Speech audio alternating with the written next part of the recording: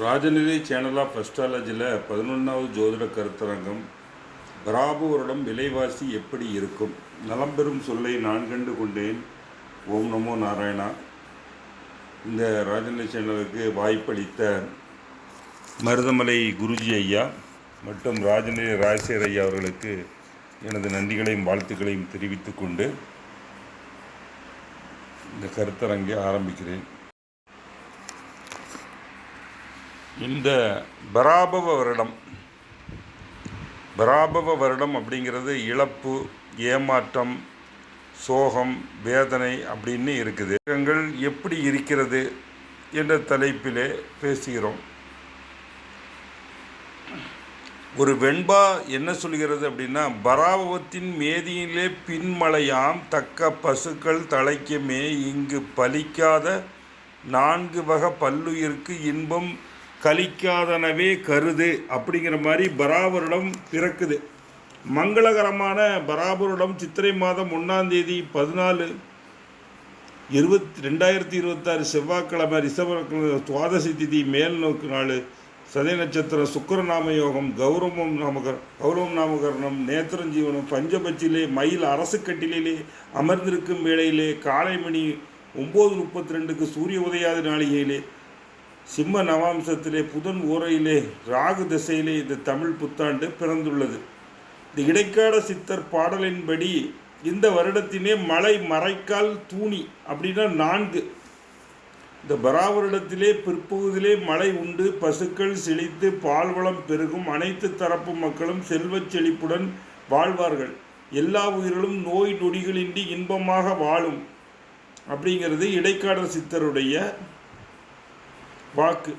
இந்த பராப வருடத்திலே பிற்பகுதியிலே மழை அப்படின்னா நவம்பர் மாதத்துக்கு மேலே பால் வளம் பெருகும், மலருக்கு ராஜாவாக குரு வருவதால் ஆன்மீகம் தலை தோங்கும், பிரார்த்தனைகள், பூஜைகள் என வழிபாடுகள் அதிகரிக்கும். நீண்ட காலமாக குழந்தை பாக்கியம் இல்லாதவர்களுக்கு குழந்தை பாக்கியம் கிடைக்கும். வங்கிகளிலே புதிய சட்டங்கள் கொண்டு வரப்பட்டு நடைமுறைக்கு கொண்டு வருவார். மறைக்கப்பட்ட பல உண்மைகள் இந்த சிபிஐ பல வழக்குகளில் இருக்கும். அந்த மறைக்கப்பட்ட உண்மைகள் வெளிச்சத்துக்கு வரும். மந்திரியாக செவ்வாய் வருவதால் தீ விபத்துக்கள், மின்கசிவு, காடுகள் அழிகிற நிலை, சில இடங்களில் வளர்ச்சி ஏற்படும். சேனாதிபதியாக சந்திரன் வருவதால் உலகெங்கும் பெண்களுக்கு முக்கியத்துவம் அளிக்கப்படும், அவர்களின் கை மேலோங்கும், முக்கிய பதவிகளிலே பெண்கள் அமர்வார்கள், பாரம்பரிய முறையிலே விவசாயம் தழைக்கும். வேகாதிபதியாக சந்திரன் வருவதால் ஏற்றுமதி இறக்குமதியிலே முன்னேற்றம் உண்டு, அத்தியாவசிய பயிர்களின் விலையேற்றம் படிப்படியாக குறையும். 6 குளங்களை தூர்வாரி சுத்தம் செய்வார், நீர்நிலைகளிலே தண்ணீருடைய சேமிப்பு அதிகரிக்கும். அர்க்காதிபதியாக சந்திரன் வருவதால் விளைச்சல் பெருகும், விளைச்சல் ரெட்டிப்பால விவசாயிகள் லாபம் அடைவார்கள். குரு பகவான் சாயாதிபதி நிரகாதிபதியாக வருவதால் மஞ்சள் நில பொருட்கள் அதிகரிக்கும். உலகிலே தங்கத்தின் விலை கட்டுப்பாட்டுக்குள் உருவும்.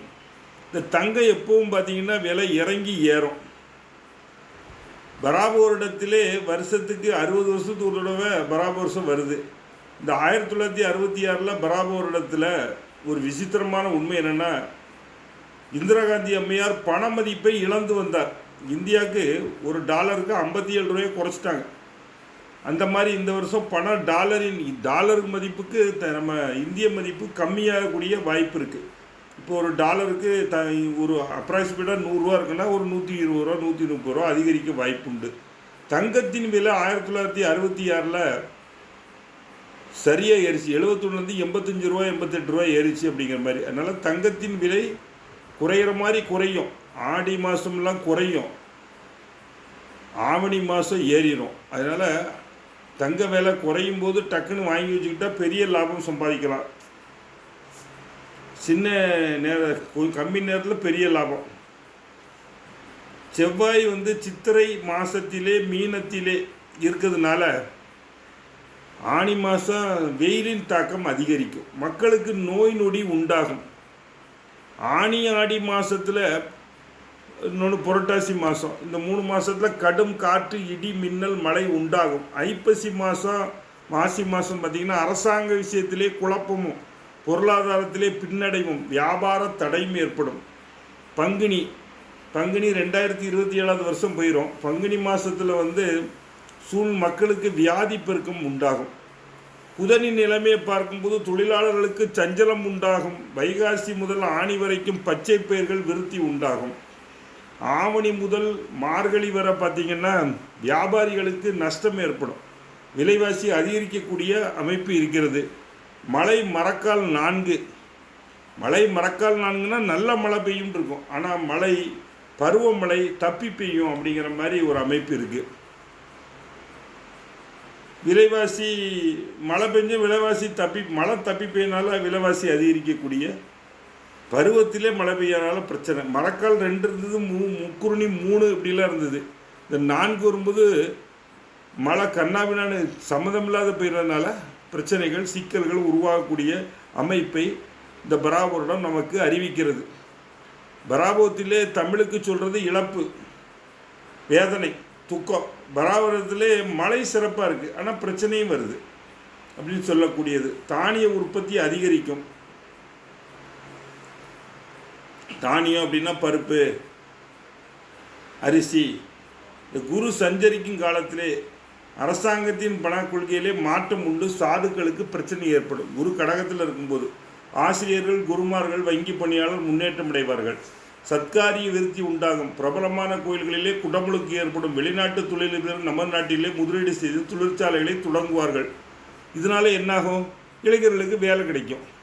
வேலை கிடைக்கிறதுனால பொருளாதார பிரச்சனை தீரும். சுக்கிரனுடைய நிலை பொறுத்த வரைக்கும் பசுக்களுக்கும் குதிரைகளுக்கும் நன்மை உண்டாகும். பந்து ஜன மக்களுடைய முன்னேற்றம் உண்டு. வெள்ளி விலை ஏறும், காய்கறி விலை ஏறும், உணவுப் பொருட்கள் விலை ஏறும். இப்போதே ஏறிட்டு தான் இருக்குது. பராபரிடம் தொடங்கின உடனே இங்கே பிரச்சனை. கேஸ் சிலிண்டர் விலை ஏறிடுச்சு. எல்லாமே அரிசி பருப்பு எல்லாம். டீ கடையில் டீ விலை வேற ஏறிட்டு, சாப்பாடு விலை ஏறுது. சிலிண்டர் கட்டுப்பாடுகள் வந்து கொண்டிருக்கிறது. பராபரிடம் ஸ்டார்ட் பண்ண உடனே ஸ்டார்டிங் ட்ரபிள். அதுக்கான அறிகுறிகள் நமக்கு தெரியுது. மழையே வரதில்லை. மழை வர்றதுக்கு முன்னாலே இடி வரும், மின்னல் வரும் அப்படிங்கிற மாதிரி பராவருஷம் வர்றதுக்கு முன்னாலே வச்சு செய்து அப்படிங்கிற மாதிரி இருக்கிறது. அதனால் மக்கள் ஒரு சிக்கனமான நடவடிக்கைகள் இருப்பது சிறப்பை தரும். ஒரு விறகடுப்பெல்லாம் யூஸ் பண்ணி பழகிக்கலாம் தேவைக்கு. அக்னி, ஆயுதம் இதெல்லாம் தீங்கு ஏற்படும். சனி பகவான் மீனத்தில் தான் இருக்கார், ஒரே ராசியில் தான் இருக்க போகிறாரு. இடி மின்னல் காற்று அதிகமாக இருக்கும். அதனால் இந்த கிழங்கு, சேனக்கிழங்கு, மரவள்ளி கிழங்கு, மரச்சீனி கிழங்கு அந்த மாதிரி யூஸ் பண்ணி கொஞ்சம் பழகிக்கலாம். பஞ்ச உணவாக தான் அது வந்தது. உணவு தட்டுப்பாடு வந்தால் அனைவரும் அதை சமாளிக்கிறதுக்கு மக்கள் ரெடியாகணும். ராகுவின் நிலைமையை பார்க்கும்போது மழை வளத்தால் நாட்டிலே சேமம் உண்டாகும். மக்களுக்கு ரோகங்கள் ஏற்பட்டு தொல்லை தரும். புதிய வகை கிருமி பரவும். அது எல்லா வருஷமும் பரவுது. தேர்தலில் பல பிரச்சனைகள் நடந்திருக்கிறது. எந்த கட்சி ஆட்சிக்கு பிடிக்குதோ அது கடவுளின் சித்தத்தாலே வரட்டும். அரசியல் நம்ம பேசக்கூடாது. அதனால் அதை பற்றி சொன்னோம்னா சேனலுக்கு பிரச்சனையாக இருக்கும். கேதுவின் ஆதிக்கத்தை பொறுத்தவரை மக்களிடம் பணமுடை உண்டாகும். வியாபாரிகளுக்கு லாபம் குறையும். தொழிலாளர்களுக்கு பல இடையூறு உண்டாகும். நாட்டில் சில மாற்றங்களும் உண்டாகும். அந்நிய நாட்டு தொழிலதிபர்கள் நிறுவனங்கள் நம்ம நாட்டிலே அதிக முதலீடு செய்து பல தொழிற்சாலைகளை உருவாக்குவதனாலே நாடு முன்னேற்றமாகும். அரசாங்கம் வங்கிகளுக்கான கட்டுப்பாடுகளை தளர்த்தும். ஒரு லோன் கொடுக்கறது அப்படின்னா நிறைய பேர் லோன் வாங்கிட்டு போனால் போகுது அப்படின்னு சொல்லி ஒரு ஃபிக்ஸடு இன்ட்ரெஸ்ட் 8%, 7% இப்படி லோன் வந்து நிறைய கொடுக்கறதுக்கான அமைப்பு இருக்குது. புதுசாக வீடு கட்டுக்கும் வாங்கிக்கலாம். அரசாங்கம் கட்டுப்பாடுகளை தளர்த்தும் அப்படிங்கிறது பஞ்சாங்கத்திலே சொல்லப்படுகிறது. பாதுகாப்பு விஷயங்களுக்கு அரசாங்கம் அதிக முக்கியத்துவம் தரும். அறிவியல், கணினி, வானியல் துறைகளிலே சில பல முன்னேற்றம் உண்டு. இரும்பு, கருப்பு நிற தானியங்கள் வளர்ச்சி காணும். தொழிலாளர்களுக்கு எந்த பிரச்சனையும் இல்லை. முதலாளிக்கு தான் எப்போவுமே சின்ன சின்ன பிரச்சனை இருக்குது. தொழிலாளிக்கு சம்பளம் வந்துடும், சாப்பாடு கிடச்சிரும். அதில் எல்லாம் எந்த சிக்கலும் இல்லை. இந்த வருடம் ஆதாயம் விரயம். மேசராசிக்கு ஆதாயம் 11, விரயம் 5. ரிஷபராசிக்கு ஆதாயம் 5, விரயம் 14. மிதுன ராசிக்கு ஆதாயம் 8, விரயம் 11.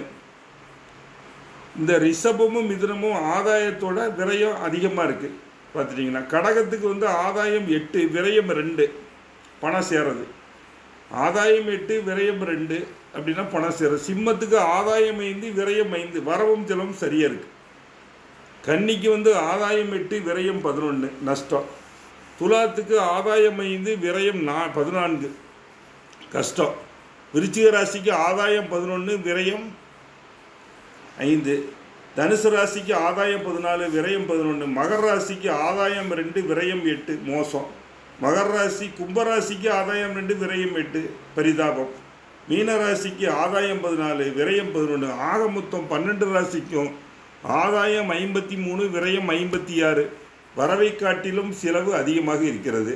அதனால் கஷ்ட நஷ்டம் ஏற்படக்கூடியது. ஆதாயம் விரயத்திலே நம்ம பஞ்சாங்கத்தில் தெரியுது. ஒரு வீட்டில் எப்படி ஆதாய விரயம் பார்க்கணும்னா, மேச ராசியில் 2 பேர் இருக்காங்க, ரிஷப ராசியில் ஒருத்தர் இருக்கார், மிதுன ராசியில் ஒருத்தர் இருக்காங்க அப்படின்னு சொன்னோம்னா, ஆதாயம் மேச ராசிக்கு 11 + 11 2 பேர் இருக்காங்க, 22. ரிஷப ராசிக்கு சேர்த்திங்கன்னா 27, மிதுன ராசிக்கு சேர்த்திங்கன்னா ஒரு 8, 35. விரயத்தை பார்க்கும்போது மேச ராசிக்கு விரயம் 5, 5 5 10. ரிஷப ராசிக்கு விரயம் 14, 24. மிதுன ராசிக்கு பார்த்தீங்கன்னா உங்களுக்கு வந்து 14. எல்லாம் பார்த்தீங்கன்னா வரவு 35, செலவு 35. வரவு 8 அணா, செலவு 10 அணா, இப்படி இருக்குது. இது வந்து ஒரு குடும்பத்தின் அளவில் நம்ம பார்க்கறது. இதில் வந்து பார்த்தீங்கன்னா ஒரு குடும்பத்தில் 2 பேர் மீன ராசியில் இருக்காங்க, 2 பேர் மேசராசியில் இருக்காங்கன்னா அந்த குடும்பத்துக்கு வரவு அதிகமாக இருக்கும். கடகராசியில் 2 பேர் இருக்காங்க, மேசராசியில் 2 பேர் இருக்காங்க, வரவோட செலவு கம்மியாக இருக்கும். அவங்க வீடு வாசல் அந்த மாதிரி பிளான் முதல்ல பண்ணிக்கலாம். 50 ரூபா வரவு வந்து மீனராசிக்கு 11 11, மேசராசிக்கு 5 5. இந்த மாதிரி நீங்கள் வந்து கால்குலேஷன் இது நான் வந்து கீழே போடுறேன் கமெண்ட்ஸில், இதை வச்சு நீங்கள் கால்குலேட் பண்ணலாம். பண சேமிப்புகளை இது பண்ணலாம். இது தங்கமாக சேமிப்பது அவர்களுக்கு யோகத்தை தரும். கடகத்திலே குரு வருவதனால் அவர்களுக்கு குழந்தை பாக்கியங்கள் உருவாகும். கடகம் வந்து உச்ச வீடு, அதுக்கு அவங்க செலவு பண்ணலாம், குழந்தைக்காக செலவு பண்ணலாம், சுப செலவு பண்ணலாம். இப்போ இந்த ரிஷப ராசிக்கு விரயம் அதிகமாக இருக்குது, மிதுன ராசிக்கு அதிகமாக இருக்குது. அதனால் அவங்க வந்து எதுக்கு சுப கடன், இன்சூரன்ஸ் இந்த மாதிரி போட்டு வர்றது நல்லது. கன்னிக்கு அதிகம், மிதுனத்துக்கு அதிகமாக இருக்குது, மகரத்துக்கு அதிகமாக இருக்குது. அவங்க என்ன பண்ணலாம்னா சுப செலவு பண்ணலாம். கல்யாணம், காது குத்து, கடா வெட்டுறது இந்த மாதிரி பண்ணலாம். இல்லைன்னா மருத்துவமனைக்கு கொடுக்குற மாதிரி இருக்கும். குழந்தைகளுக்கான படிப்பு செலவு, மருத்துவ செலவுகளை கொண்டு பணம் கொடுக்கறதுக்கு ஏதாவது ஆதாயமாக பண்ணிக்கலாம் அப்படிங்கிறது என்னுடைய உண்மை. உங்களுக்கு செலவு அதிகமாக இருக்கிறது வருத்தமான உண்மை தான். ஆனால் அதை முதல்ல நம்ம தெரிஞ்சனால அதுக்கு தகுந்த மாதிரி நீங்கள் வந்து வாழ்க்கையை ரெடி பண்ணுறது நல்லது.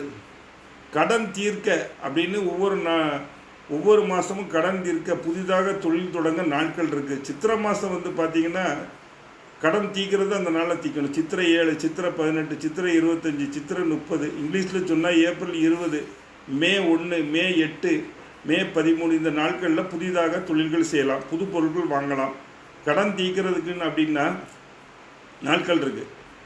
சித்திரை 7, சித்திரை 17, இங்கிலீஷில் வந்து ஏப்ரல் 20, 21, 30, மே 4, மே 11. இந்த நாட்களில் வந்து கடனை தீர்த்திங்கன்னா கொஞ்சம் கடன் சீக்கிரமாக உங்களுக்கு அடைபடும். ஒரு 1 லட்சம் இருக்குன்னா ஒரு 5000 கட்டலாம், 10 லட்சம் இருக்குன்னா ஒரு 6 லட்சம் கட்டலாம். வைகாசி மாதம் கடன் தீர்க்க நாள் அப்படின்னா மே 20, மே 24, மே 26, June 2, June 4, June 6, June 9, June 11, June 13.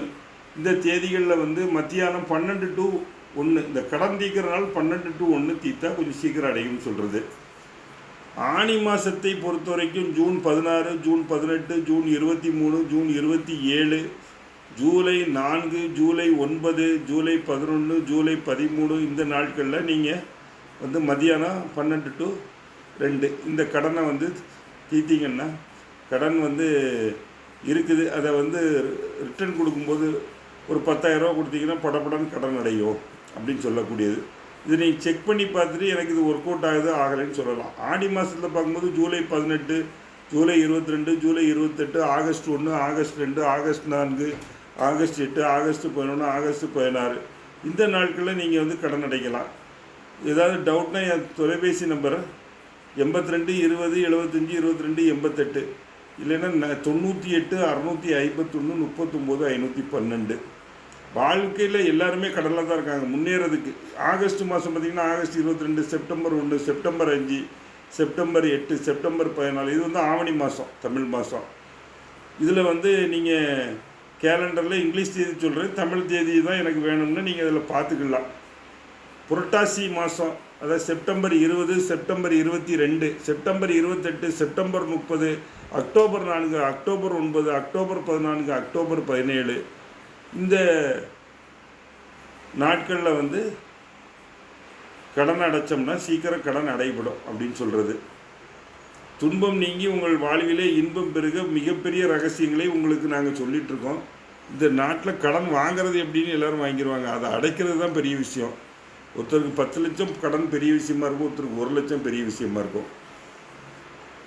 ஐப்பசி மாதம் பார்த்திங்கன்னா October 20, October 24, October 26, October 27, October 31, November 2, November 10, November 14 இந்த நாட்களில் கடன் வச்சா கடன் சீக்கிரம் அடையும். கார்த்திகை மாதம் November 18, November 28, December 2, December 5, December 8, December 12, December 13 இந்த நாட்களில் கடனை ரிட்டர்ன் பண்ணால் ஒரு சிறு தொகையை ரிட்டர்ன் பண்ணலாம். மார்கழி மாதத்தில் வந்து பார்த்திங்கன்னா December 22, December 26, December 27, December 29, December 31, ஜனவரி 2, ஜனவரி 16, ஜனவரி 19, ஜனவரி 21, ஜனவரி 25, ஜனவரி 26, ஜனவரி 30, பிப்ரவரி 10, பிப்ரவரி 12 நாட்களில் கடன் அடைச்சா கடன் சீக்கிரம் அடையும். வெங்காயத்தின் விலை இந்த வருஷம் ஏறுமா? ஆனி ஆடி ஆவணி மாதம் வெங்காயத்தின் விலை கொஞ்சம் ஏறும். அதில் நீங்கள் வெங்காயத்தை பதுக்கெல்லாம் முடியாது, அதை நீங்கள் கவனமாக யூஸ் பண்ணுறது தான் நல்லது. இப்போ வெங்காயம் இல்லைன்னு முட்டைக்கோசெல்லாம் வெட்டி ஆம்லேட்டை போட்டாங்க, முட்டைக்கோசை வெட்டி வெங்காயத்துக்கு பதிலாக யூஸ் பண்ணக்கூடிய வன்கொடுமையெல்லாம் ஒரு டைம் வந்தது. வெங்காயத்தை நம்ம மெயின்டைன் பண்ண முடியாதனால வெங்காயத்துக்கு பதிலாக முட்டைக்கோசை பண்ணுற வன்கொடுமைகளாக வரக்கூடிய அமைப்பு இருக்கிறது. நம்ம நாட்டு பொருளை வந்து வெளிநாட்டுக்கு அனுப்பி வெளிநாட்டிலேருந்து மோசமான பொருளை நம்ம நாட்டுக்கு இம்போர்ட் பண்ணுறது நம்ம அரசியல்வாதிகளுடைய ஒரு பழக்கம். மாசி மாதம் வந்து பிப்ரவரி 15, பிப்ரவரி 16, பிப்ரவரி 23, பிப்ரவரி 24, பிப்ரவரி 27, மார்ச் 1, மார்ச் 2, மார்ச் 6, மார்ச் 11 இந்த குறிப்பிட்ட நாட்களில் கடன் அடைக்கணும்னு முதல்ல நீங்கள் ட்ரை பண்ணணும். முதல்ல கடன் அடைக்கணும்னு நினச்சா தான் கடன் அடைக்க முடியும்.